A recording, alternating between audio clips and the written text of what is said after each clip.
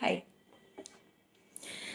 2020 थोड़ा बेवफा निकला। कोई नहीं, 2021 में जी लेंगे। जिंदगी बस इतनी सी। एक नई कहानी लेके हाजिर हूँ। बड़े पैर छोटे पैर। स्कूटर में अचानक से ब्रेक लगी तो जमुना ने पति के कंधे पर हाथ रखा। सामने एक बुरे हाल में लहूलुहान औरत खड़ी थी। मुझे बचा लो, मुझे बचा लो। कुछ जगह जगह से जली हुई कपड़े शरीर की नग्नता को छुपा नहीं पा रहे थे, बस चीथड़े लटक रहे थे इधर उधर। मुझे बचा लो। फिर अचानक दरवाजा खटकने की आवाज आई, जोर जोर से। मुझे बचा लो, मुझे बचा लो। जमुना चीख मार कर उठ बैठी। पटेल ने एक गंदी सी गाली दी, मनहूस। न खुद सोती है न मुझे सोने देती है। जा पानी लेकर के आ, रात में रखा क्यों नहीं? एक धौल पड़ी पीठ पर तो जमुना बिलबिला गई। वो औरत अभी बाहर खड़ी है।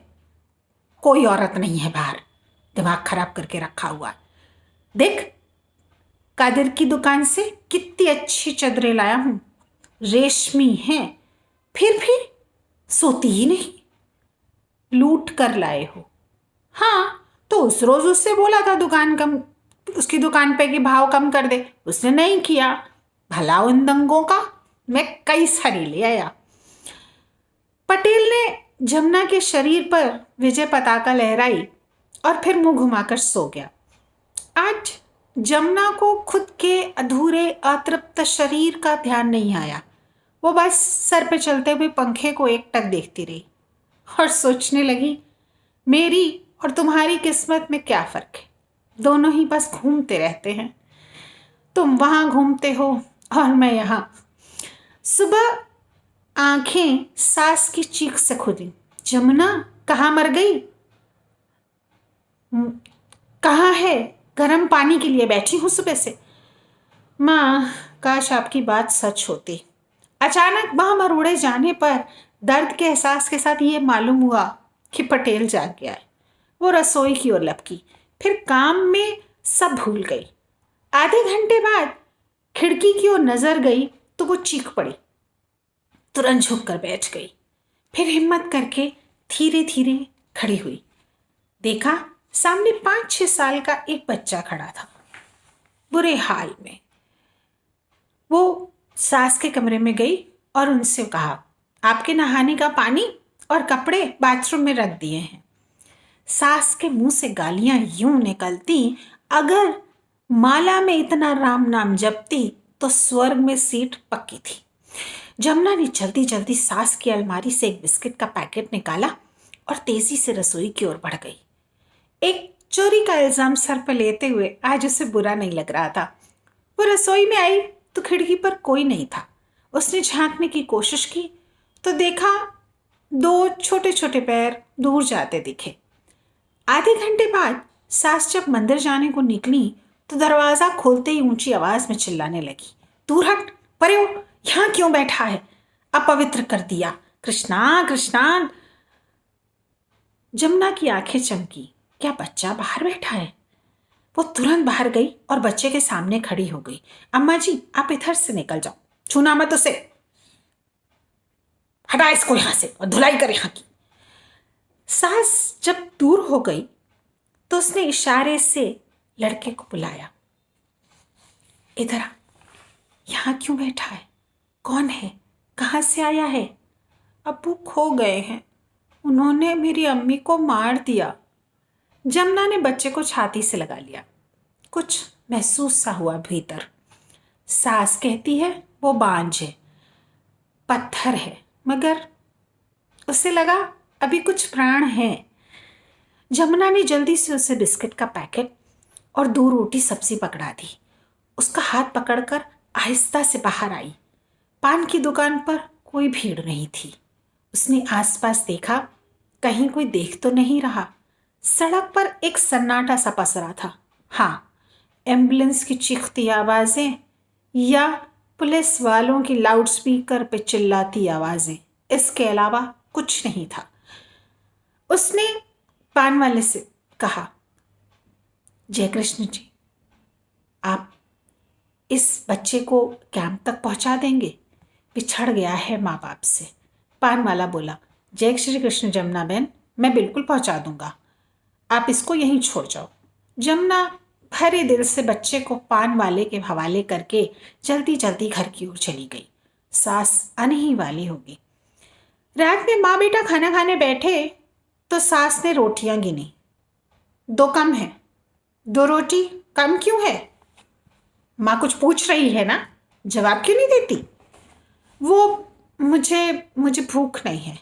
अच्छा है, रात को वैसे भी खाना कम ही खाना चाहिए, या ना खाओ तो हाजमा ठीक रहता है। माँ बेटा खाना खाकर अपने कमरे में चले गए। जमुना ने रसोई में जाकर 1 लोटा पानी पिया और मुस्कुरा दी। सुबह बाहर दूध का पैकेट और अखबार उठाने के लिए जब उसने दरवाज़ा खोला तो देखा लड़का दरवाजे पर सो रहा था, दोनों पैरों को छाती से चिमटाए, गोल गठरी सा। उसने पहले भीतर की ओर देखा। सन्नाटा था, अभी कोई जगह नहीं था। क्यों रे, क्यों यहाँ पड़ा है? जानकी ने झुक के उसे जगाया। तुझे तो कैंप भेजा था ना मैंने। वहाँ अब्बा नहीं है, कोई नहीं है, किसी को नहीं जानता मैं वहाँ। तभी सब्जी वाले ने आवाज़ दी, जमुना बहन सब्जी। भैया, इस बच्चे को रिफ्यूजी कैंप तक पहुँचा दो, बड़ा भला होगा तुम्हारा। ये पास वाला स्कूल वाला नहीं, इसके आगे वाले में लेके जाना, यहाँ पर इसके अब्बा नहीं मिले इसको।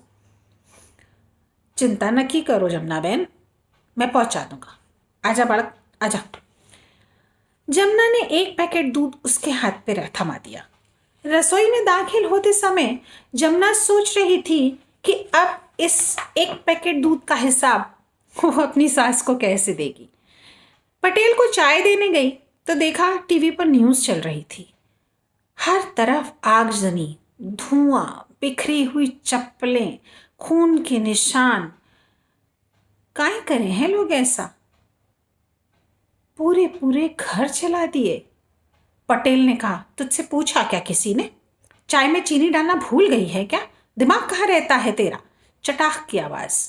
जमुना गाल पर हाथ रखे रसोई में जाने को मुड़ी तो सास के चीखने की आवाज़ आई। कहाँ मर गई? सुबह खटखट खटखट की आवाज़ से फिर नींद खुली तो देखा बच्चा फिर बाहर बैठा था।